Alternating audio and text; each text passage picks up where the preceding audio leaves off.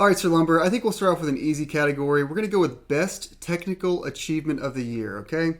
So on go, we'll both say what our pick is, all right? All right, sounds good. 3, 2, 1, go. God of Pokemon War... Scarlet and Violet.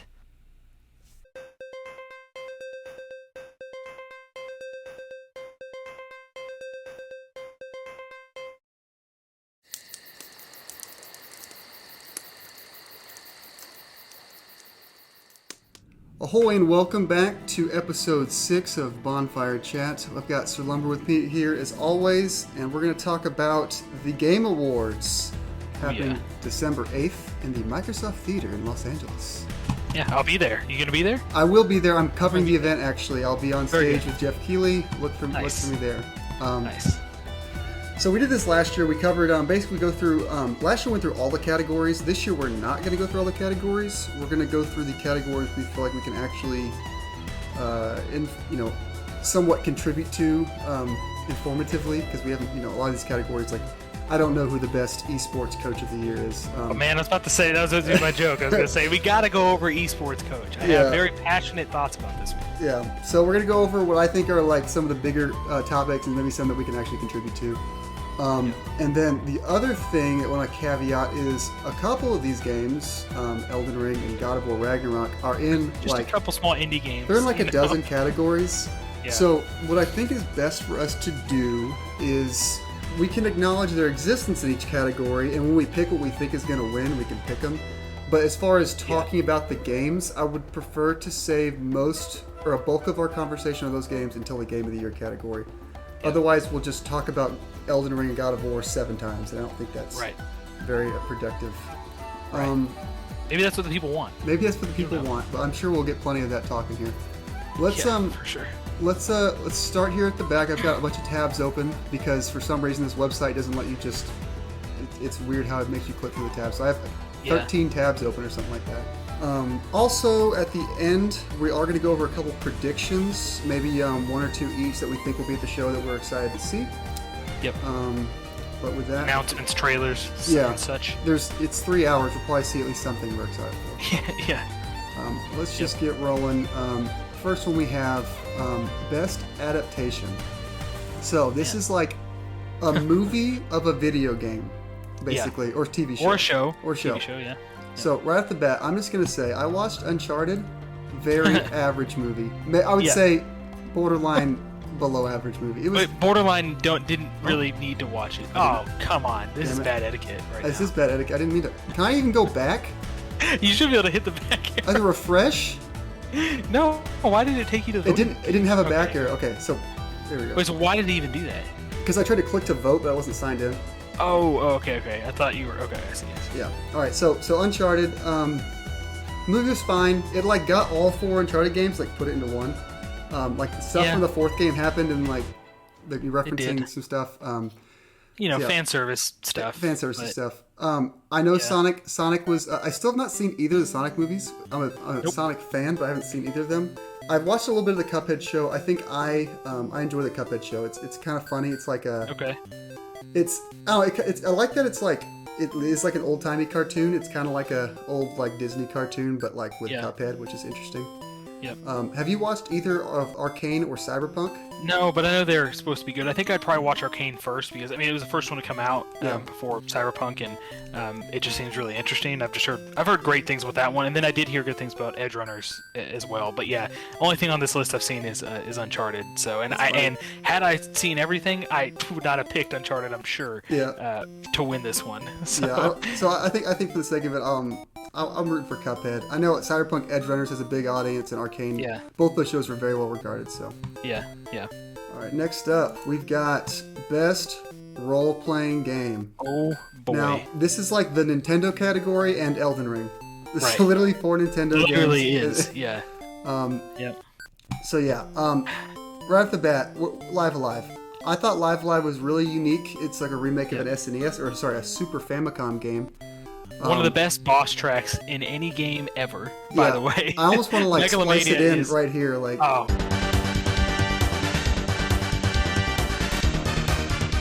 It's so good. It's so good. That game was really cool. I liked it. It's on the shorter end as far as RPGs goes, so you can knock it out in a good way. Honestly, in a good way. Yes. Yeah, it did not overstay its welcome. It didn't Yeah. rush through it. I think it was like a very balanced game. I liked it a lot. I think if you like say you woke up on a Saturday morning and wanted to get like one of the stories done, you could get it done in like 3-4 hours maybe, depending on some are even shorter. Right. Pokemon Legends Arceus, whatever you want to call it. That game I liked a lot purely because, so like I did miss the battling. There wasn't as much battling in that game as far as like not as much trainer battling. Trainer battles. So I did miss that, but the ability to throw Pokeballs at anything was a lot of fun. At first, and then I felt like by the end I was just mindlessly all directions just throwing balls. But I was a little more controlled than that. But if I didn't need it, I had Ultra Balls. I was just running around throwing Pokeballs. It's not necessary though.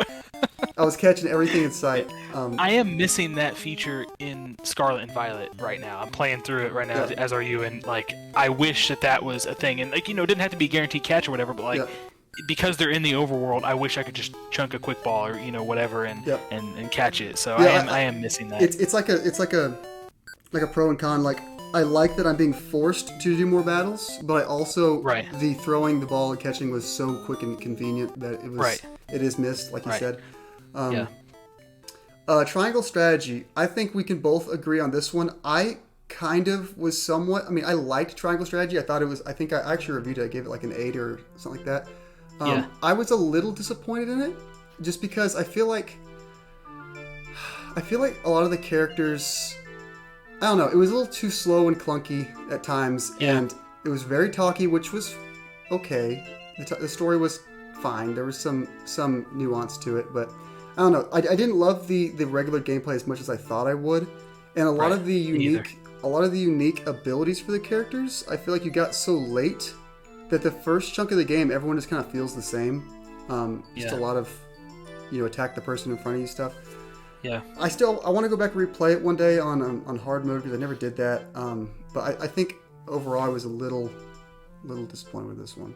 Well, I think I was okay with how there's, branching story paths and, lots of character development and stuff like that. It was pretty talky at times. I think I went into that game expecting to like it, not as much, but, I thought I would like it, a lot because I liked Fire Emblem Three Houses so much. And I know they're different kinds of games. I realized after playing this game, I mean, maybe I need to try out, like, Tactics Ogre or something, because the remake just came out for that. But the isometric, like, tactical strategy RPG, I'm not sure if it's my favorite. Sometimes it just felt a little bit cheap with the enemy placement and like enemy reinforcements and stuff like that. It was a good game. I'd probably give it I don't know, if I just on the spot right now, I give it like a 7.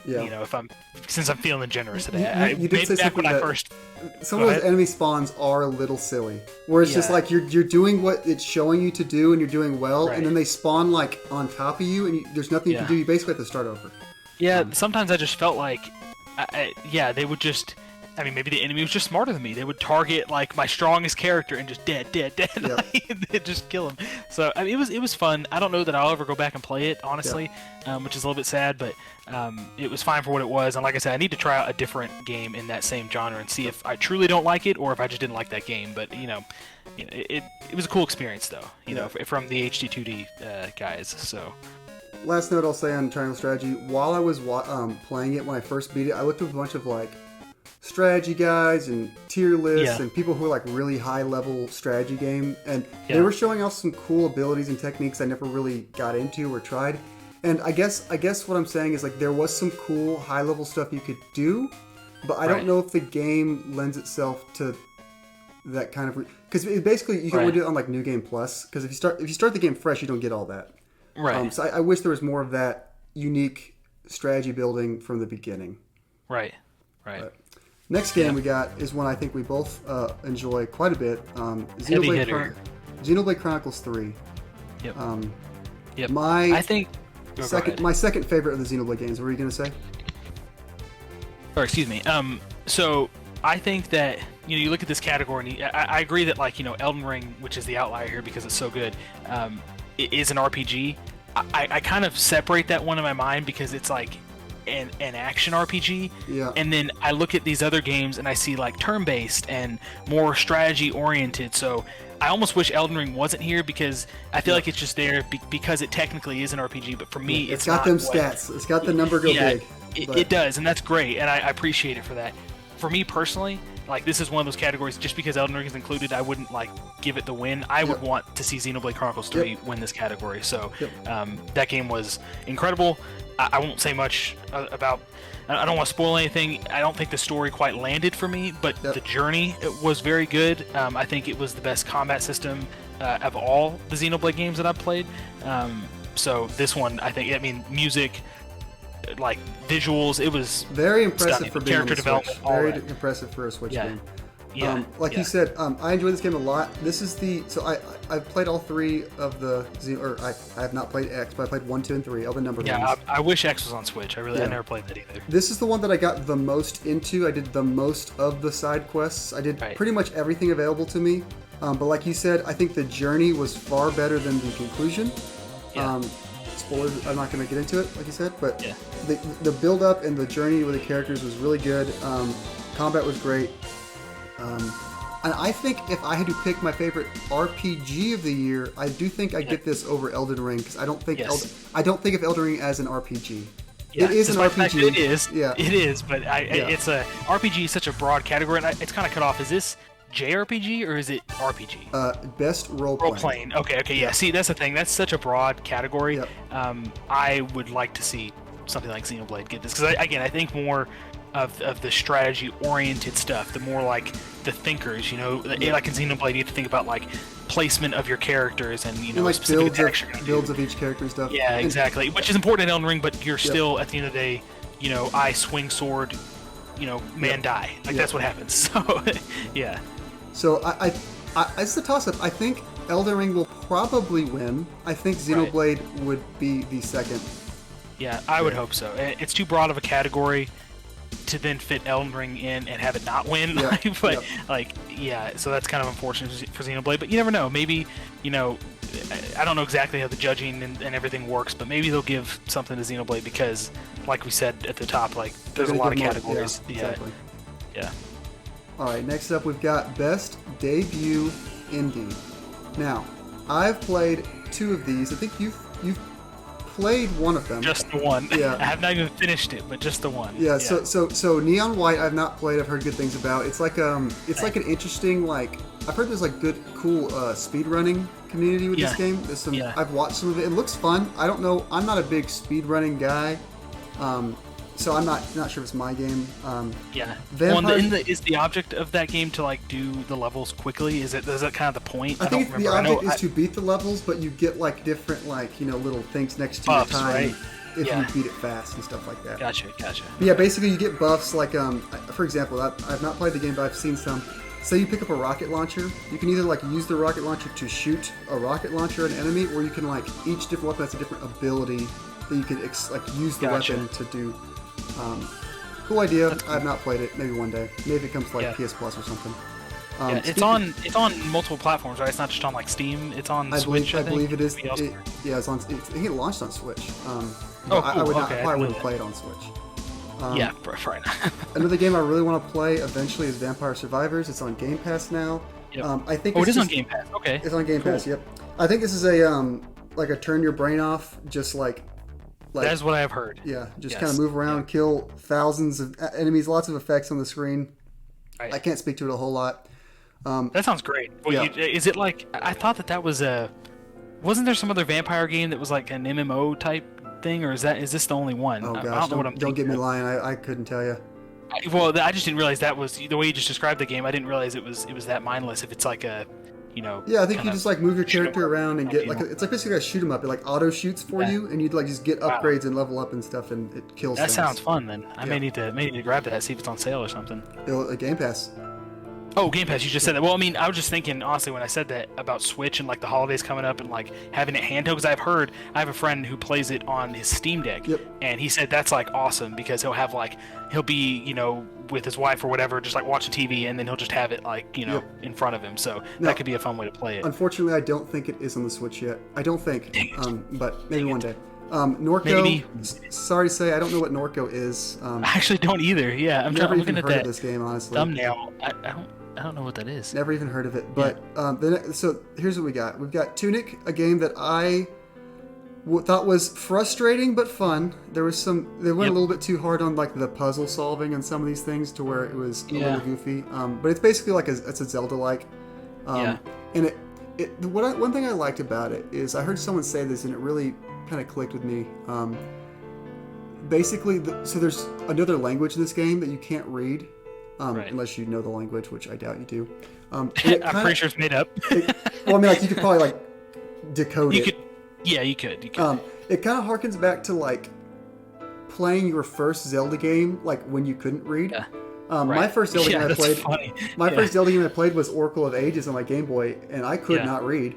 And I just kind of wandered, and that's kind of what this game wants you to do: is wander and like figure things out based on the world rather than it telling you stuff. And I think that is a cool idea. I think sometimes is a little bit too obscure on what to do. Right. Yeah. And if I didn't say it clearly before, that is the one that I played of this list, and I played it for maybe 4 or 5 hours. I got stuck somewhere. I think that it's like notorious a place to get stuck. If you don't do things in the right order, which I don't think I did, and I didn't know where else to go, and I got stuck, and then I got mad, and then I deleted the game. So it definitely, if you're not well equipped and well leveled up, it is a difficult game. Yeah, it's tough. Yeah, the combat, but the combat itself, for the most part, I enjoyed the difficulty of it. It was kind of like a Souls game. It had a dodge roll and a stamina meter and stuff like that, so that's cool. Again, there was just a very frustrating part, and I just didn't give it the patience, and I had other things to play, and it was a free game on Game Pass, so those games, they really have to grab me if I'm going to stick with them, so if I get frustrated, then... The combat builds for the first couple hours, and then it reaches... essentially its peak, and it just plateaus. It doesn't keep building throughout the game. You reach like the full combat scope earlier than I thought you would. But the next game on here is Stray. This is what I think will probably win this category. It's kind of a like an indie darling. It's a very popular game. I think the game was pretty good. I don't think it is as good as other people have made it out to be. It's got a cute little cat. It's got like a talking robot. That's all that matters, apparently. Yeah, it's a fun game. I enjoyed my time with it. I don't know if I would. I think I'd pick Tunic over it personally. I enjoyed Tunic a little bit more. But Stray at least had a good atmosphere, a cool idea. It's like a post-apocalyptic world, and you are a cat. If you couldn't tell by the thing, but I think Stray will win. I would pick Tunic. Gotcha. Yeah, I mean, again, I'm sure more categories will come up like that I can more adequately like maybe best action adventure category. Hey, yep. So we just talked a little bit about Stray and Tunic. So Plague Tale Requiem. I know you haven't played the second one. You played the first one, right? And I've played about an hour of the second one. Oh, okay, and cool. It's been pretty good. Yeah, I started on Game Pass. It was right before, maybe it was before God of War. Yep. Possibly. Also around the time Call of Duty came out. I think it came out the same day as Call of Duty, or right around that time. Maybe it was a couple weeks before. I can't remember. But I just got pulled away. But that first game, very good. I liked it a lot. I played it as like my spooky game for the year in October. This kid's kind of giving me a spooky look, honestly. I mean... Yeah, well, he's a spooky kid. I'll tell you that. Can I just complain real quick that best action adventure is probably the most broad possible category. It's just like, it's like Game of the Year 2. I know what it means when I hear it. I just like, I don't like that it's a category. I know that it's like more combat focused and maybe a little more cinematic and exploration focused. Like, and so not all games fit into that category, but a lot of them do. Yep. So like it is. I wouldn't call Xenoblade an action adventure game. I wouldn't call Pokemon Legends Arceus like an action adventure game. So there are things I can easily exclude, but it is very broad. Yep.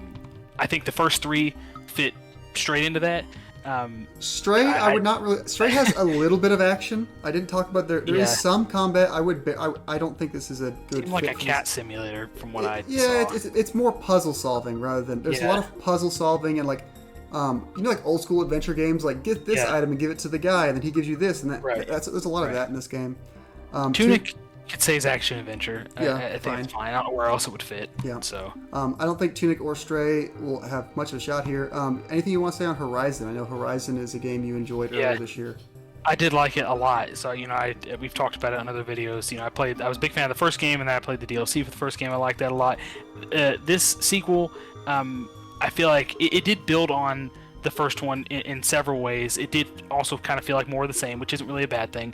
The graphics were incredible. Yeah. People complained about weird things about like Aloy's hair and the way it moved and stuff, which I think is a little bit unnecessary to complain about. But I was also really invested in the story of this game, and I expect another game to come out sometime in the next, who knows, maybe 3 or 4 years, and it'll probably launch alongside God of War 3 or whatever. Elden Ring 2.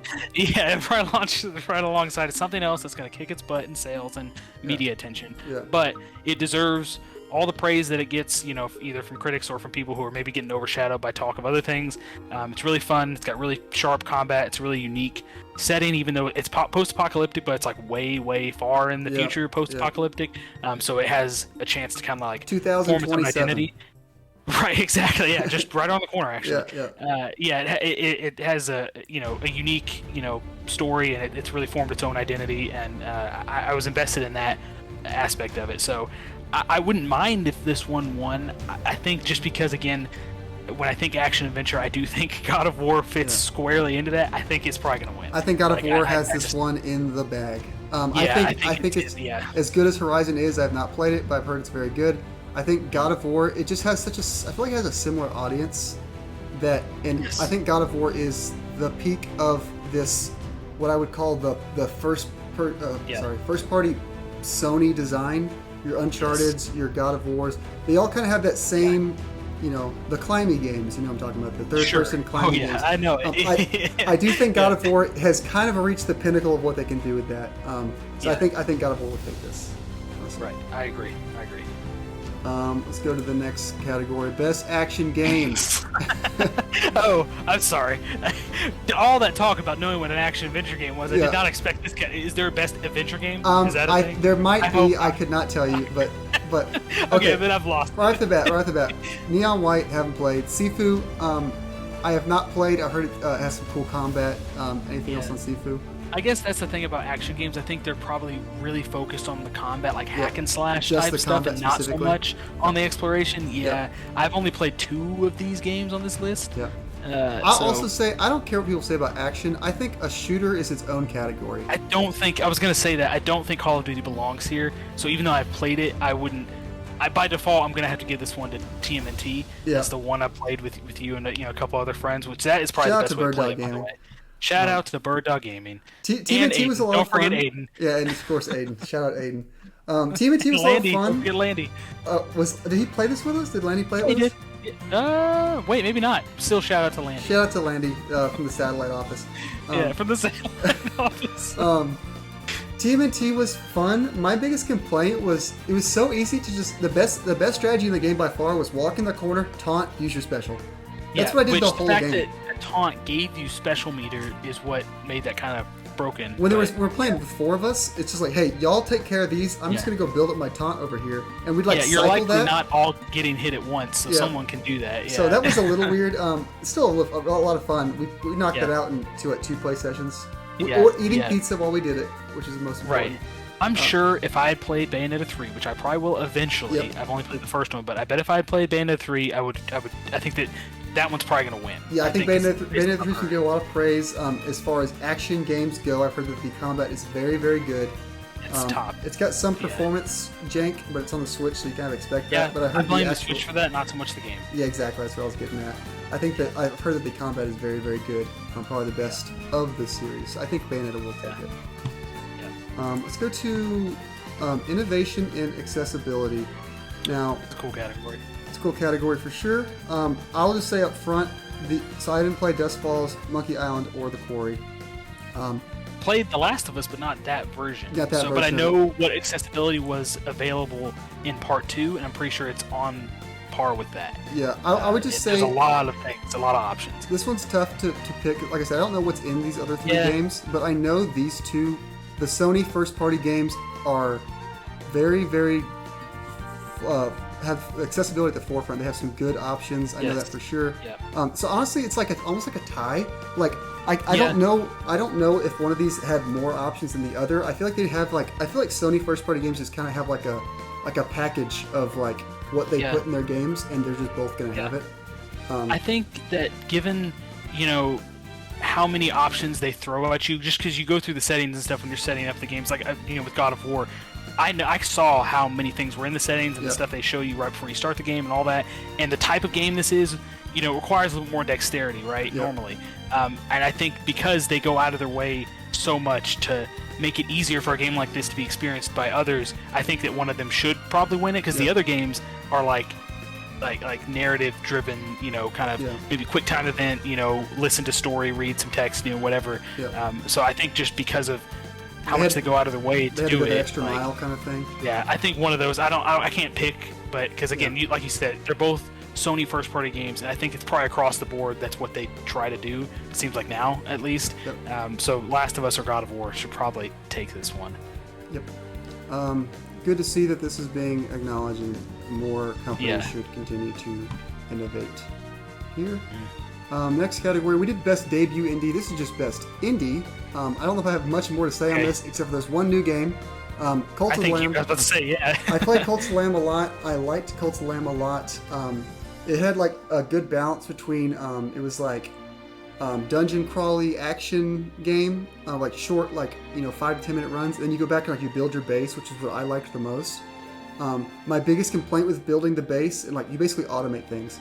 My biggest complaint was I played on the Switch, and by the end of the game, the base was almost too much for the Switch to hold. So I was getting bad frame rate. Like it would chug to where my favorite part of the game was almost being ruined by playing on the Switch. But I don't think that's a problem on the Xbox or wherever else you play it. Is that on Game Pass?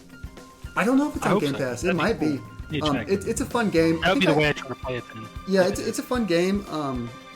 Maybe a good 15-20 hours. Just a goofy game. In this category, given that edition, and you played Stray and Tunic, would Cult of the Lamb top? I would put Cult of the Lamb over Stray and Tunic. Yes. Nice. Do you think realistically though it would top Stray, because we know I think Stray the attention will win. it got? Okay. I think Stray, just based off the attention, Stray will win. But Cult of the Lamb, there's a lot of fun you can have with the villagers, because you can pit them against each other. They'll be for example, they can become friends with each other. And you can force. It's so dark, but you can force one of them to hey, I'm gonna kill your friend, and you're gonna live with that. Or one of them, you're gonna accept it. There's a practical joke. He's like, hey, we should make him eat feces, and you're like, that's a good idea. God. And then you do it, and they're like, wouldn't it be funny if we did it again? And you're like, I do think it would be funny if I did it again. I do. Some of the dialogue with the villagers is really funny. So shout out to that game, but I think Stray takes it. All right, so then we've got Best Performance. So these are the actors for these roles, and I'll read them off for you. You have Ashley Birch. I guess is she Aloy in Horizon? She is, yeah. Yep. Charlotte McBurney. I'm guessing she plays the main character in Plague Tale. And now I'm blanking on the character's name, but she does a good job. I mean, I assume she's the same one from the first game, so she does a good job. Christopher Judge is Kratos. He is a legend. He's a legend. He's so cool. Manon Gage in Immortality. I don't know what role that is. And then Sonny Suljic. I don't know how to say the last name. That is Atreus. Boy, Atreus. Yep. I'm going to tell you right now, it's Christopher Judge. It's Christopher Judge. I mean, it's too good. It's too good. He does such a damn good job as Kratos. Atreus also does a really good job. I want to it's top notch across the board. Even whoever plays Freya and Thor. Well, Thor is that. What's that guy's name? I can't remember his name, but he looks like Thor. The actor looks like Thor. Yeah. They all do a really, really good job. Christopher Judge, though, it's even though I played all the older God of War games, his voice, his Kratos is going to be iconic for me now. It's perfect. I think for me it's Christopher. So you said Atreus is also very good. The funny thing about it is he's by design he's kind of annoying to me. So I like he annoys me. So he's less annoying than the first game. Yeah, the first game he's older, mature. But I think Christopher Judge takes this one. I think so too. And I haven't said much, but Ashley Birch also, she's a well-known voice actress as well. She's done other stuff. She's very good as Aloy as well. But I think that Christopher Judge, too good. Too good. Boy. I wish I could do that. Just that one word in his voice. Best score and music. So this is another tough one. so this is a fun one. So shout out to Metal Hellsinger. You know what this game is? Yeah, it's a rhythm game. It's like the rhythm game. Yeah, exactly. That's a cool idea. So like, just for that fact, I think they did it well. I think the biggest complaint I heard was that it was like really short. So yeah. Well, I bet it's hard to make a longer game of that. Right, and it's like I don't know if all of it is, but I know a lot of it at least is like unique like tracks for the game. Like they're not like existing tracks, so that's pretty cool. Yeah. So here's what I'm gonna say. I am gonna cheat a little bit in these ones. I'm gonna talk about Elden Ring, God of War a little bit. Yeah, I think we should. I think this is a big enough category. Both these games have really good music. My biggest it's almost the fault of the games, but I'm so focused on the game, I'm almost not thinking about the music or even noticing the music in a lot of cases. I thought about the music a lot in God of War. It was so. Oh yeah, and then Kratos' theme, like the iconic. Yeah, sure. That when that comes up, you're like, let's go. But that's. I will run through a brick wall for that, man. Yeah, exactly. Thank you, Mr. Christopher. Thank you, Mr. Judge. Elden Ring, I think I'll kick Elden Ring off because as good as the music is, I'm sure, it's still got like the Dark Soulsy, like the Latin choir, crazy boss music stuff. Yeah.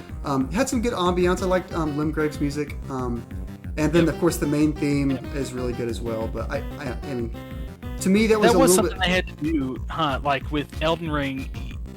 They had to add I don't think the other games had ambiance music. At the fact that it was open world, I think they added that. So they did a good job. Yeah, they did great. Like I said, it's good. I think it's just kind of more of the same for me with Dark Souls games. It was, yeah. But you said you like the God of War music a lot. I do like the Kratos' theme. But what that was just one example. The whole score is great. The one I think I would pick here. I would pick Xenoblade. Xenoblade it's a close call for me. Has a lot of really good music throughout the game, and the battle music, the ambiance, and my favorite music that it took. Eventually, I did kind of get tired of it because it was every battle. But the freaking what's it called? The chain attacks. That chain attack music was so damn good. The biggest complaint I have was almost not the music, but the fact that the best option in every fight was just to do a chain attack, pretty much every time. And I was almost getting annoyed by chain attacks themselves, but when the music came on, I was like, let's go. Let's get some of the chain attack. Just reinvigorated you. Yeah, exactly. I can do this. I can do this. The chain attack music was very good. I think I can't speak enough to Plague Tale's track. I mean, I've only played one level of it, and it was good, but I don't know. It's hard to even predict a winner for this.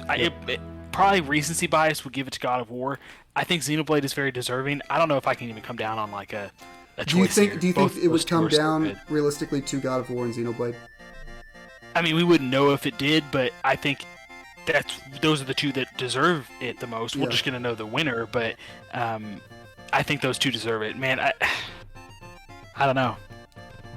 If I had to choose, I think you're probably right about Xenoblade. I think the music was more in your face because of the fact that it's more strategy and stuff, and you're like in those chain attacks, you're also kind of sitting there like, okay, I want to use this person to do this thing. You're kind of thinking about it, right? And then the music's playing, and you're getting pumped up. In God of War, you get really focused on the combat and other things, so maybe the music kind of slips away. And also, are we focused on the dialogue too? In Xenoblade, I don't know. Was there music in the background of both these games during cutscenes? Yeah, definitely. Yeah. I don't know. I think I'd probably give the edge a little bit to Xenoblade because, again, it was kind of more in your face with, you said, the chain attacks and, battle music in general and stuff like that, where it's nothing is distracting you really from, well, I mean, there are things distracting you, but it's just more present for you. At least it was for me. Yeah. So I could probably give it to Xenoblade and be okay with that. Good stuff. Next, we've got Best Art Direction. This is a funny one. So I think Elden Ring and God of War both do a very good job of making over the top fantasy stuff look really good. Elden Ring's got the big huge environments that look, they look really good. Souls games in general, from software games, don't have the best fidelity or texture work all the time. But I think the environments look really good. God of War had some really cool set pieces, and the actual what the characters looked like was phenomenal. Right. I think Horizon probably falls in a similar bucket as God of War. Yeah, I think that Horizon, it had lots of contrast in it. Like stuff really popped. There were some areas maybe where it kind of felt washed out because it was like a desert or whatever. But like Aloy and her design, and then like the robotic creatures that you're fighting, and like they have all these lights on them, and then they get like elemental effects on them, and those colors really pop. I thought that so it distinguishes itself a little bit that way because it's so like futuristic-y looking and stuff. So I did like the art direction in Horizon as well. I think Scorn is slightly insulting and slightly inspiring to be in this category because it's so disgusting to me that it is an art direction. They picked their thing and they went with it, and it looks like what they were trying to do. They nailed it. It is gross and uncomfortable. I think that's to be respected. It is to be respected, but I disrespect them for having the idea. For disgusting you like yes, that. Exactly. So Scorn's kind of a funny pick. Stray. I'm not sure why Stray's on here, but it's like your typical, cyberpunky, like post-apocalyptic world thing. It's a good-looking game. I don't know which one will win it. I think it'll probably be God of War or Elden Ring. Yeah, but I would like to actually see Horizon. Scorn would be a funny pick. I think if Scorn won, it would funny. be. Yeah. Because it is the most different of all of them. It's the most different because it was different on purpose. It was a very specific. It's like they wanted to win this award by being different. Right, so they may win it just for that, because it set itself apart in that way, even though it's like the game was not received like super well, but it doesn't really matter, I guess, because it did its job. I do think God of War will just end up taking this one. Yeah, probably. Best narrative. I have not played Immortality. We've already talked Plague Tale. We can't speak to it much. God of War. God of War wins it. God of War wins it. I just want to give a shout out to just not necessarily Elden Ring, but like FromSoft games in general. Their different way they do the narrative. It's not in your face. They make you figure it out. They make the community figure it out. There's a lot of like world building. I would say if this category was best world building, I think Elden Ring has the best like lore and like stuff to read about and think about. There's many layers to it. It's very complex. There's a lot you have to do to understand it. And then, normally I don't understand it by myself. I have to go watch Vadi Vidya. He's the number one guy out there for, FromSoft game. And just like little details, like little things like certain enemy placements in certain locations. Like, you don't think about it. It's just, but then there's like more reasons why they're there. Very good job. But like you said, God of War Ragnarok. God of War, I was legit like I didn't like cry or anything. I felt it though. I was a little bit emotional. Yeah. Like experiencing that story, and it's because I'm biased because I care about God of War as a franchise care about so Christopher much. Judge, I know. I do. Him specifically, that guy. I cannot see him leave as Kratos. I want him to be Kratos forever. Yep. But yeah, I think that even though maybe there's some recency bias, but I know what I felt like when I played Elden Ring and when I played Horizon, and they, Elden Ring is its own beast when it comes to telling stories, and that's fine. It's a good thing. Horizon's kind of on the same level as like all these other first-party Sony games with like Uncharted and Last of Us and stuff like that. God of War I still think sticks out for me, probably because I care about it more, but it was just a very emotional, like character-driven story between father and son, and it was just like it was very well done. It was very well done. Yeah, I think God of War takes this one pretty handily. Next one we've got. Okay, so this one's What does this one even mean? Best game direction. So when I read this is, so the way I read game direction is like I think I understand this. They tried to make something somewhat unique or different, and they went with it. So I kind of like, or like the way that not necessarily unique, but like the game they wanted to make, they made well. I guess it's hard. It's kind of like nebulous, but I think it's hard for me to put into words exactly. I think I do understand this category. How much did they achieve what they wanted to do, and not that all these other games didn't, but I actually kind of want to lean towards Elden Ring on this one because of the world that they set out to create. I think they did it very well. We've talked about the other videos. I think it falls short in some areas, maybe just the balancing, but the world they created and the story that like underpins everything, the lore that underpins everything, very successful. And they made a Souls game accessible to millions of people who otherwise have skipped over Souls games and not played Souls games. Maybe to a small extent to the negative of like the hardcore, really try hard Souls players. In a way, but they grabbed so many people and made so many people be able to play this game because of the direction, the choices they made with the gameplay. That I think is very commendable.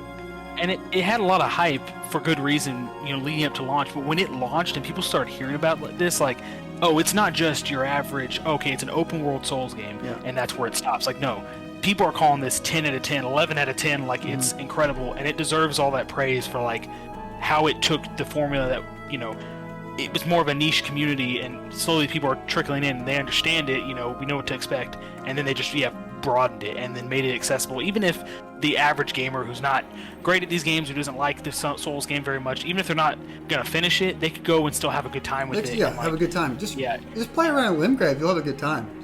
Honestly. Yeah.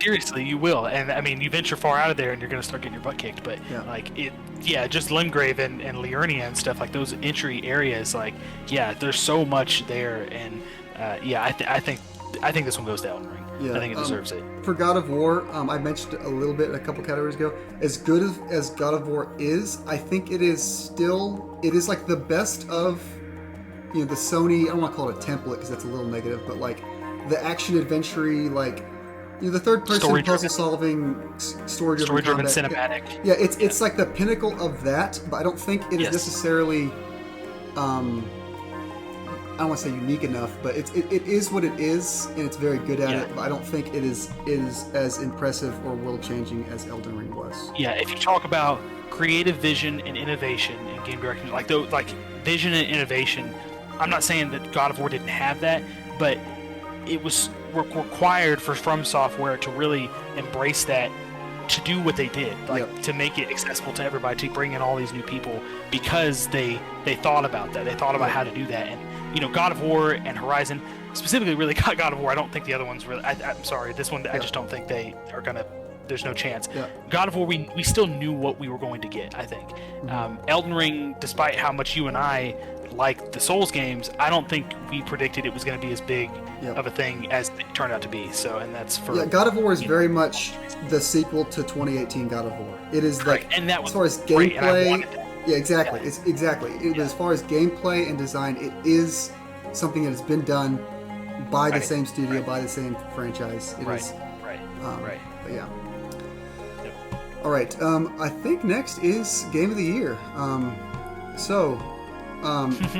Let's work. I think it'd be interesting. Let's work from the bottom up, because I think there are two at the top that I think we clearly are going to talk about a little bit more. I haven't played Plague Tale. You've played a little bit of Plague Tale. We've kind of gone over that. Stray. It's good. Stray is a great indie game, especially I think it was a debut indie game. I don't think it is necessarily Game of the Year worthy, but it is a very commendable effort and a fun game nonetheless. Yep. Horizon. I have not played Horizon, but I think you can. You've already talked to it a little bit. It is really deserving game, but it is going to be overshadowed by a couple other games here in a minute. Yeah. Xenoblade Chronicles 3. Impressive that this game's on the Switch. Great, deep combat. A really provoking story that I loved going through up until it kind of maybe faltered at the end. But I loved this game a lot. It's very talky, very cutscene heavy, but the journey was well worth. Spend 100 hours. Yep. I don't know how many hours I spent, but it was a lot. But at least because I spent much more than that, but like you're gonna spend that to get through it and do a little bit of side stuff. Like it just takes that long. So. Okay. All four of those games very deserving, but they are going up against two titans. Yes. Which one do you want to talk about first, God of War or Elden Ring? I feel like we've talked a little bit less about Elden Ring, so we can do that first if you want. Yeah. So Elden Ring came out in February. I remember it was snowing here. I called in a snow day at work because I was so excited for this game. I trudged through uphill 5 miles of snow to the nearest Walmart, whatever it was. I played this game for probably 30 hours in the first 3 days. I just could not stop playing. I love Souls games, and this, at least up until, like you might have mentioned some imbalances towards the end game, up until the end game, it is a Souls game that is with a well thought out open world. It's not just like a big open empty world. There is like dungeons and I don't want to say puzzles, but like there's well thought out design in the open Yeah. world in a way that I think has not been done even by like Breath of the Wild. Breath of the Wild had like their Korok seeds and little puzzles, but Elden Ring, I feel like the world was so well put together that it felt handcrafted, not auto-generated, I guess is what I'm trying to say. It was like the game was so large and it kept getting bigger and bigger, and normally I get kind of burnt out when that happens with games where it's like, okay, I need it to stop so I can feel like I can do everything here and then really put a cap on this whole thing and just be done. But it kept getting bigger, and I was just getting so much more impressed every time it showed me something new. Because it was all like, good too. It wasn't like exactly, phoned in. It was all good. And new enemy types, and like lots of, maybe there was some repetition on like little side dungeons and stuff, but I mean they were still worth doing and they were still fun. And everything felt, like you said, handcrafted and just meaningful, and so it was lots of combat options and build possibilities. There's each like little area of the map almost could be its own little game, like with the bosses in each area, the mini bosses, the lore. This game was incredible. Also the idea with the what are they called, the graces. The fact that little light flows to the next grace, I thought was such a cool idea. They kind of guide you along the main path, so you always know, you can always get back to that. You know, it's such a big game, and there's so much to go and do and see if you want it, and then you come back, it's like, where the heck was I going? Oh, I'm going right there because it's telling me. So you just kind of keep venturing that way, that general direction, and you'll find your way. So, those are the nuances there that, like, I'm sure people appreciate, but it's like that's the kind of thought that brings in more people, right? Because it's like, you know, people can sit there and get through it because it's not like this totally obtuse, like obscure thing.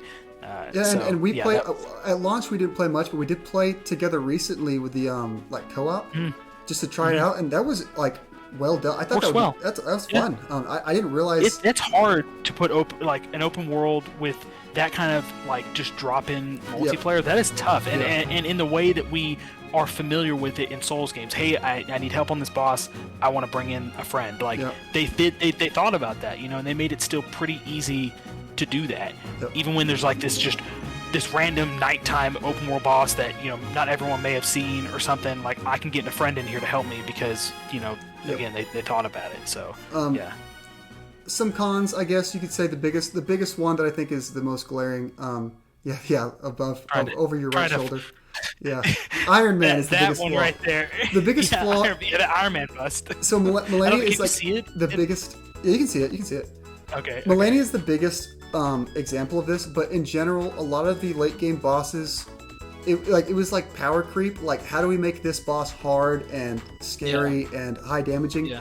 And it was tough because they added in these what do you call them, the not the ghosts, spirit summons. So they almost, you can beat it without those for sure. People have done it. People have beat the game without getting hit. That's not what I'm talking about. They almost designed around you using those to where if you 100% did. It was very difficult to beat some of those late game bosses. Just the damage output they have and the frequency of their attacks, and like, you don't dodge super fast in these games. You know, you can dodge, but like Melania had some attacks that were like pretty frustrating to learn. That's an understatement. And then you know, I don't want to spoil all the end game bosses, but I thought there were some very good end game bosses, and there were some goofy, like, why did you put this in here, end game bosses? And then just some that could have been done better. And not just optional. We're talking required stuff. Yeah, required stuff. Really, I would say, for me, like, tipped the balance in the wrong way. Of the last 5 bosses in the game required, I think like 2 of them were not their best boss designs. And granted, Melania was optional. Yeah, I will give them that. She was optional, so it wasn't gonna keep me from beating the game. But it was the only thing anyone was talking about. I mean, she's a freaking statue in the collector's edition, so like, I have to fight her. And I will say, given that, I think for that boss in particular is a good one just to mention this, because I think I do have good memories attempting to beat that boss with a friend because you know, if you could swallow your pride and summon someone in, if you're struggling, which I have no problem doing, it was still very difficult. So, but then I had a friend, you know, and shout out to Landy. He's the one who got me through that fight. So, and that was a great memory in itself, even though part of me is like prideful and wishing that I could have done it myself. I more have to just accept that. It's not more that you couldn't. It's more of like, I just don't want to do this for. I don't want to put myself bang my head against the wall. That is what happens to me, and like some people just like their brains just they will not stop like until they've done it themselves, and they don't care how long it's been. It's been 12 hours. They don't care, and I lose a little more patience. Shout out to Landy again for not only doing it solo, but I think he did it with no ashes. So shout out to him. I'm pretty sure that's what he did. Yeah, and I think he definitely helped me beat it before he beat it himself, and it was just like practice for him because he knew he was going to go and do it himself. So yeah. But, he's one of the guys I'm talking about. He just beat his head against it. So. The other game in this category, the other Titan, so to speak, was God of War Ragnarok. I know you feel very strongly about this game, so I guess I'll let you get into it first. What puts God of War above the rest for you? It was. I don't always go to games for story. I think they're video games. They're meant to be interactive, so typically I'll care more about how fun is it to press the buttons and do fun things, right? Like that's what I care more about.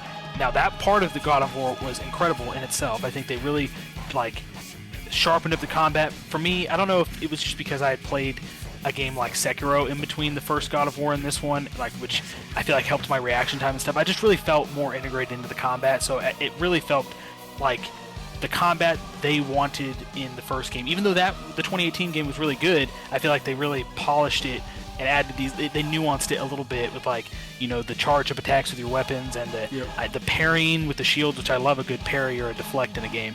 And I felt like that just felt easier to do than in the first game, and it felt like more like you had to do it. Which if you force me to do that, I'm going to be happy because I'll learn it. So I did like that a lot. And then I mentioned it earlier. I have a long history with these games, and the way that they did this 180 on like Kratos's like character development from, you know, God of War 3 way back in the day to God of War 2018, and then they carried it into this game, and seeing him like grow as a person, you know, throughout the story, even though he's like this old guy, and with his son, and like the story just like got to me like in a very good way. I loved like how everything, just like a lot of it in Elden Ring felt this way. Everything felt very intentional, very handcrafted. Like even though there were very big, you know, explorable areas, but they didn't just feel like that for no reason. They felt like you don't have to do this, but you're going to get a lot of good like side story and content from this if you do, and so you'll appreciate it from that. So it's probably recency bias, but also because I just generally like care more about the God of War franchise than the Souls franchise, even though I love the Souls games as well. That's why this one, just from my personal pick, I pick God of War. I want to touch on realistically gets it. You touch. Yes, I think it's a toss up between the two. But I want to touch on. You mentioned the character development. That is really it is such a stark contrast to what God of War used to be and what it is now, and they do such a good job of putting Kratos in situations where he's like tempted to be who he was in the past, but he's like fighting against it. And he's like trying to be a better person, all that, yada yada. They humanize him so much because he ends up kind of having, even in the 2018 game, he has to kind of go to that side, but it's not for the same reasons. He's doing it for his son, and like he hates having to do it, but he knows he's capable of doing it, and it's the only thing he can do. So it's like it just adds that extra layer to it's like he's not just this mindless monster. Yeah, that's the whole point. He was a monster in the original games, and in this game it's him like being like resentful of his past and trying to like be better, but knowing ultimately that he can be that monster if needed. Right, if he has to. If he has to. Great character development, great story. Combat, I mean, I like the combat a lot. I think it does better in regular combat with lots of enemies like that are like a little more quickly dispersed. I think some of the bosses are a little spongy in ways that feel weird because Kratos is such a badass and you see what he does. It does feel a little weird sometimes hitting someone with an axe, and it does like a little tiny sliver. But it's a game. I can't complain too much. It is a video game. I understand. Some of the optional stuff I will say is it irritated me. But that was, it's optional, and I just knocked it down to baby mode at the end of the game, and just did it. But the required stuff throughout the story, I actually didn't have much of a problem with it. I felt stuff. like If you kept fine. up with the like exploring and upgrading your character, the required stuff is very manageable. Yeah, and it was, I mean, sometimes it felt like, because I didn't just keep up with the exploration stuff, everything. I, exhausted it. So sometimes I felt a little bit OP, but, it's whatever. But, I think games that let you become OP for doing that, I like. I don't like when games, here's a random callback to not a Game of the Year game, but, for example, Gotham Knights. If you go out of your way to make yourself do everything in that game and get overpowered, it just scales the enemies up with you, which makes it meaningless. It does not matter. Yeah. But in God of War, I did everything I could. I found all the upgrades. I leveled up my stats, blah blah, and because of that, I reaped the rewards of that, and it felt good. Right. And also, throughout the game while you're exploring, you could take on a challenge that, the enemy's health bars will indicate if it's, on par with you or stronger or even weaker. So you could take on an enemy that you knew was stronger than you and still come out on top sometimes. And so that's good, too, because it's not like it was completely out of your reach just because you hadn't gone and grinded. You could still do it if you wanted the challenge. So, yeah. Yeah, God of War, incredible game. I think it's like 49%, 51% for me. I would pick it Elden Ring for myself. I know you said you picked God of War. As far as what will win, I don't know.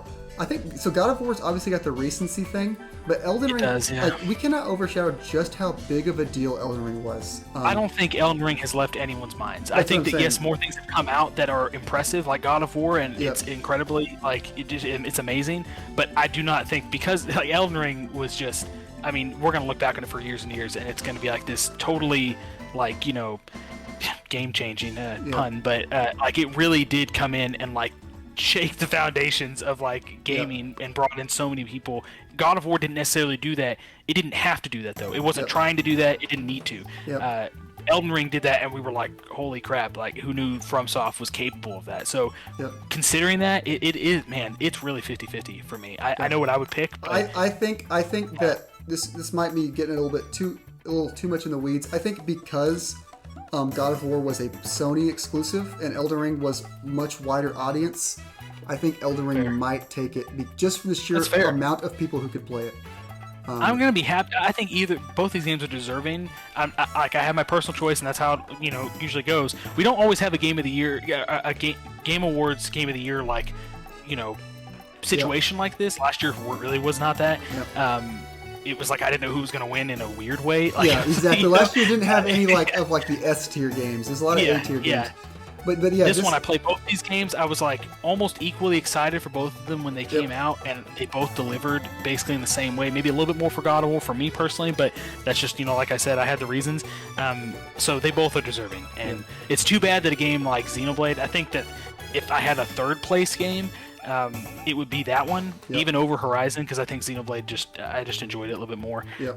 So it's too bad that even Horizon and Xenoblade are games that are that are really good, and they're on it against these two games. It's crazy. I feel bad for Horizon, especially because the jokes with Horizon 1 and Breath of the Wild, but this one. So not only did it come out basically right at Elden Ring time, but then it was also overshadowed by its other first-party counterpart in God of War. So it was overshadowed in two different ways. Right. When you look at the years in as a whole, yes, it's from a first-party PlayStation thing. Yeah, that God of War definitely overshadows it. Yeah. So I think that's not as meme-worthy as the fact that it's launched next to Elden Ring and launched next to Breath of the Wild. Two of the biggest games ever. It's crazy. So I would be shocked if one of these two games didn't win it. Now, I don't know. No, I'm not confident in which one will win it. I think if I had to pick... I'm going to go ahead and say something. I'm going to eat my shoe. Okay. I'm going to eat this shoe if Elden Ring or God of War does not win Game of the Year. I'm eating this shoe. That'll be a great... When Stray wins, you'll be eating that left house slipper. My left house slipper, yes. But I think if I had to pick, I would pick Elden Ring, but I think if you asked me at a different time of the day, I might pick God of War. I don't know. Yeah, it's tough. They're both... I mean, I'll be happy either way. So You last know, how about this? How about this? Maybe Elden Ring gets the edge because I did purchase the Elden Ring Collector's Edition. Did not purchase the God of War Collector's Edition because you it did not pick have that a physical goofy. copy of the That's game. so stupid. Didn't have a physical copy. If it had a physical copy of the game, I would have done it. No matter have how the goofy goofy the hammer. hammer is, I would have it. It would be right there on top of Melania, probably in front of me. Oh, you can crush her with it. Oh, that'd be so Exactly. awesome. I would have bought it if it had the physical game, and it's just too bad. So. All right, let's switch gears a little bit. This last category we're going to go over is most anticipated game. I thought we would lump this into. So these are all known quantities, but I thought it'd be fun to lump this into, looking in the future, what we could predict to be at the show as well. So, so I say we each give one thing that we are predicting / hoping. I don't know if you have those ready. I do, yeah. I think so. I will say, Final Fantasy 16 will most certainly be at the show. I think they've said as much. I think Yoshi P is going to be at the show. Very excited for Final Fantasy 16. Hogwarts Legacy, it could be cool. I like Harry Potter. I read the books. I don't know if I need maybe it's incredible. I don't know. We almost had that one this year. We thought we kept getting pushed, and we didn't get it, but we'll get it early next year. When is it coming out? Do you remember when Hogwarts Legacy? It might be like just after the turn of the year. Because I'm wondering if like what else it's competing against. I'm gonna look it up real quick. Resident Evil 4. I'm not a huge Resident Evil guy, but I loved Resident Evil 8, and I know that's gonna cause me to pick up 4 remake. Yeah, I've heard that February 10th on Hogwarts Legacy. Okay, cool. I've heard that 8 is has a lot of similarities to 4. So I'm gonna play 4. I'm pretty excited for it. I think I will as well. Starfield, I like Bethesda games for the most part. My favorite Bethesda game, by a long shot, I played Fallout. I've played it's Skyrim. Skyrim's my favorite. Skyrim's a great game. I am a little hesitant to think. I hope they do pull it off, but the scope that they're explaining in this game, like the thousands of planets or whatever, 1,000 planets. Yeah. I would love to see them pull it off. I don't see a way that they do that without making them feel repetitive or auto-generated or whatever. I just went to this one random planet and got some rocks and then left and never saw it again. Exactly. I guarantee there will be planets that are going to be that, and people are going to be upset. But there's also 1,000, so you're probably not even going to see them all anyways. I hope that game delivers. As long as you see the important ones. I hope that game delivers. The space combat could be cool. The you can build your ship and all that. This game has the potential to be very, very good. But I think my most look forward to game is Tears of the Kingdom. I would have to say, I agree with that. Go ahead. I think Final Fantasy 16 for me is a close second because that game looks so damn cool and the story trailers we're getting are so awesome. And we don't really know a lot about Tears of the Kingdom yet. It's kind of been we didn't even know the title for a long time. But if they can build on what Breath of the Wild is in a meaningful way, I love Breath of the Wild. It's probably my favorite Zelda game, one of my favorite games ever. If they can make a meaningful sequel to that game, I don't see a way it is not my most anticipated. Right. I think it wins this category for me as well. I think it wins, it will get that at the show. It's such a... Tears of the Kingdom has been such a weird place for me ever since we knew Breath of the Wild had a sequel and they, had their goofy, vague announcements. Because we know so little, I have been in such a lull of being excited for it, but once we know more, and once it's it's next week, or I'm going to be super excited because, Breath of the Wild is, top 5, if not top 3 games for me. It's such an We've only gotten such an amazing teaser game, trailers so far. once they release, have you seen the original, the quote unquote trailer for Breath of the Wild, the main one? Yeah. It is incredible. It's the best trailer ever. Once we get that trailer for Tears of the Kingdom, I'm sure my hype will raise. But like you said, it's in a weird lull where it's just kind of, it almost seems so far off and it's not on my mind. Right. They've delayed it so many times. They've really just trickled information, and I know that the story is going to be super important, so they may continue to do that in some sense, give us a little bit more, but I also don't want them to give us more because I'm invested in this story too. So this does win for me in this category, but it's weird because I just at a glance, I'm like, oh man, I can't wait for Final Fantasy 16. I'm real big on Final Fantasy now, and they showed us, more stuff about it and all the interactions with the different kingdoms and stuff like that. So I am really excited for that. So it's a close second, but once I know more about Tears of the Kingdom, that's a landslide victory. Real quick, Can't wait. before we move on to predictions, I would like to say, noticeably absent from me, kind of forgotten about, is the Star Wars Jedi sequel. That's coming out next year. I figured that would be on this, but and the first one was surprisingly good and no EA bullcrap included in it. So I hadn't even thought about that. I am excited for that game. That because it was like Sekiro Star Wars for me. So that is a notable absence for sure. I mean, I don't know, but maybe it's just because, do we know a release date? I don't know if we know anything about it. I think we only kind of barely found out about it. It was like a kind of cinematic short trailer, so maybe that's why they didn't feel to include it. All these other things, we've gotten, even Tears of the Kingdom, we know more about that than we do about the sequel for I guess that's true. Jedi. It's a good point. We haven't seen enough of it. Yeah. All right, last thing. I figured it'd be fun to go over a couple predictions. I think one each is fine. We could sit here all day and predict stuff. Oh yeah, for sure. I think we have one shared probably prediction hope. So I think I'll go first and I'll give the other one just because or a different one because here's what I want. One of my favorite games, probably top 10 I've ever played, is Final Fantasy VII Remake. I love that game so much. Really got me into the Final Fantasy series in general. And I know Final Fantasy 16 is all but guaranteed to be here. I really hope. I think it'd be really cool. That game's probably a year away. I would love to see a follow-up trailer for Final Fantasy 7. A year away, if not more. They said winter 20. They said next. They did say they didn't. Next winter, so that could be as early as November, December, or or they could be as late as February. Okay, as late as February. Yeah. So I'm saying we're roughly a year away from Part 2 of Final Fantasy 7 Remake. I would love to see something on it. I don't know if they will because Final Fantasy 16 is going to be their forefront. Yeah, I think they know that they don't want to compete within their own franchise. So it may be early next year. When's Tokyo Game Show? Is that early in the year? I don't know offhand. I don't remember. But there may be some other event or something like that, or just a random drop or presentation or something that includes Final Fantasy 7 Remake Part 2. I am looking forward to that as well, though. But what predictions/hope do you have? So I would like to hear something or see something about Spider-Man 2.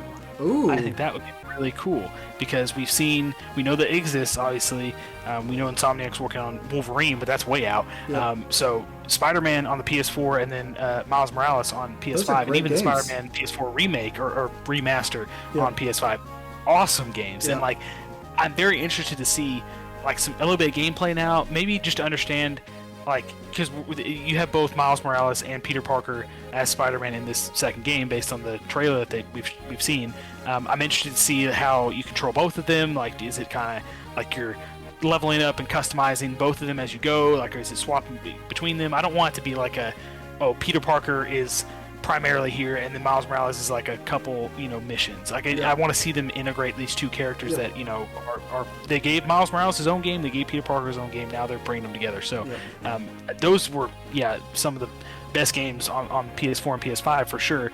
Very fun combat. I mean, they nailed the web swinging, right? And other games have done good at that, but now they've brought it up to modern standards, and everything about being Spider-Man in those games feels great. So I would like to see more. I love both those games. I would love for them to convince me that I need to explore that same New York a third time. That is another thing, so the how it works with both of those characters gameplay wise. That's going to be pivotal. Is it set in New York? Is it set somewhere else? I don't think it can be because it's kind of they kind of ruined Spider-Man's whole thing and the fun of swinging around. So Spider-Man in a Kansas cornfield. he's booking it. He's booking it. He's really fast. Real quick, I'm just going to add on. I got a little bit of egg on my face. I assumed you were going to say something Elden Ring. But I was going to say something FromSoft. I want to see Elden Ring DLC. I want to see maybe a new project from FromSoft, or maybe that Armored Core game that they're supposedly working on. Any of those I would things. like a DLC. A DLC announcement would be cool. Yep. The Game Awards, is not a stranger to announcing DLCs like that. They did it when Breath of the Wild won Game of the Year. Hey, guess what? Here's motorcycle DLC. Exactly. Oh, Motorcycle DLC. Yeah, that was yes. so good. Yeah. And so, so they could do it like that. Elden Ring could very reasonably has obviously a great chance to win. And then, hey, guess what? Hey, it was revealed the first time at Jeff Keighley's, was it Summer Games Fest or whatever? Which one of his shows did he show it at? Elden Ring? I think it was 2020. It was 2021's Summer Game Fest. Summer Games Fest, yeah. Yeah. Did we know it existed before that? We knew it existed. We did not see it. Okay. But we saw the first like trailer and like the horseback riding and like kind of exploring and stuff like that. Yeah. Yep. Okay. So I think it'd be cool. But yeah, something. I think they've kind of tied it together like that, right? So yeah, we could see more Elden Ring or FromSoft in general. I think it'd be weird, just given what they've done with their. I mean, Sekiro aside, they didn't do actual true paid DLC for that, which is probably good. Yeah. But the other FromSoft games, they have done DLC. It'll be came out in February, so like 9-ish months or whatever, 10 months since the game released. Like they could it could be about time for DLC. If not before the end of the year, then maybe in January or something like that. Which if that happens, that next year is kicking off with a bang. Next year could be pretty nuts. Lots of games coming out, but I think that about covers it. Sir Lumber, thank you for talking games with me. It's gonna be fun. We'll be watching along with some friends. We got Landy and Bird Dog, and Aiden's coming up as well. So we're probably gonna record a podcast while everyone's up here. Maybe going over some of the stuff. That's for next week. But yep, it'll be fun. So Lumber, thank you for being here. Thank you for watching, everyone, and we'll see you next time.